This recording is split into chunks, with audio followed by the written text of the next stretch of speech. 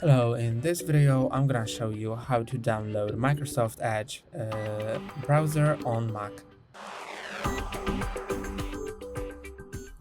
To do it, go to any browser that you currently have, so you should have Safari by default, then search for Microsoft Edge.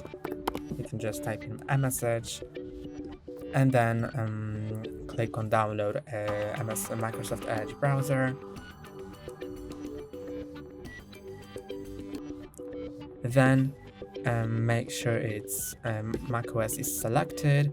If it's not, it will be available here, so you will be able to click on that. But for me, it's selected automatically, and you can click on download for macOS. Then accept and download. Then click on allow, and now it will download here. If it doesn't download here, then you can also go to Finder and go to downloads or any folder. If you've changed the download folder, then you should know it. And after it downloads, then you'll be able to open that. So let's wait.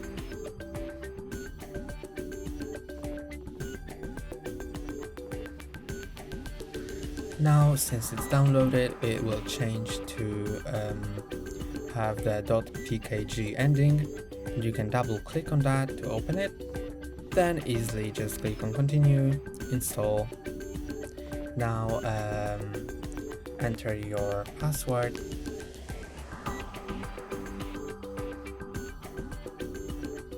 and now you can click on close.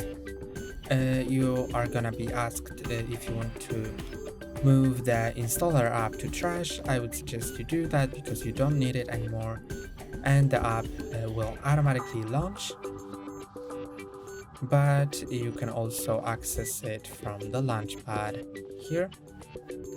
It will be just added to the launchpad, and now I'm in the Edge app. That's all for today. Don't forget to like and subscribe. See you next time.